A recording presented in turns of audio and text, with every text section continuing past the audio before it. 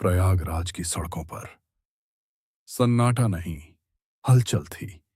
एक माइक जमीन पर गिरा हुआ, जैसे कुछ बड़ा होने वाला हो। कैमरे ऑन हो चुके थे। हर कोई कुछ कैद करना चाहता था और उसी रोशनी के नीचे खड़ा था एक नाम, अतीक अहमद। लेकिन ये कहानी आज की नहीं, 1980 के दशक से शुरू होती है, जब एक लड़का गलियों में अपना रास्ता बना रहा था। छोटे छोटे गलत काम धीरे धीरे आदत बनते गए और फिर वो लड़का लड़ाइयों का हिस्सा बनने लगा। समय बदला और वो भी बदल गया। अब वो भीड़ को संबोधित कर रहा था।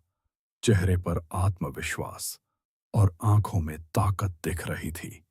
अखबारों में नाम छपने लगा, लेकिन वजह सही नहीं थी। केस पर केस, फाइलें बढ़ती चली गईं। जेल की सलाखें, लेकिन डर अब भी उसका ही था। गुजरात की जेल उसकी नई जगह बन चुकी थी। फिर एक दिन पुलिस का काफिला उसे लेकर निकला, हथकड़ियों में बंधे हाथ, लेकिन चेहरा शांत। प्रयागराज फिर से उसका इंतजार कर रहा था। तभी एक घटना ने सब कुछ बदल दिया।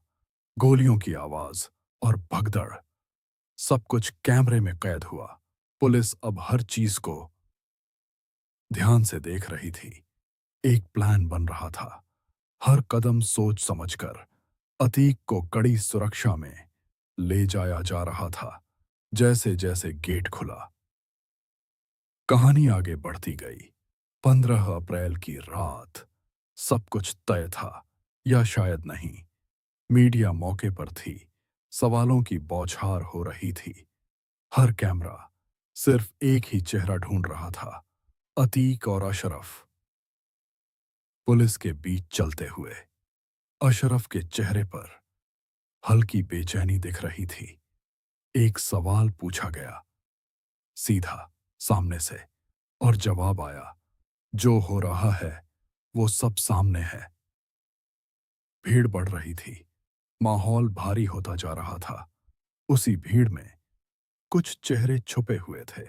कुछ सेकंड और सब कुछ बदलने वाला था। अचानक एक गोली चली, फिर दूसरी, फिर तीसरी। हर तरफ अफरा तफरी मच गई और देखते ही देखते दोनों जमीन पर गिर चुके थे। खून की बूंदें उस रात की गवाही दे रही थीं। कैमरे, माइक, सब जमीन पर बिखर गए। पुलिस कुछ पल के लिए समझ ही नहीं पाई।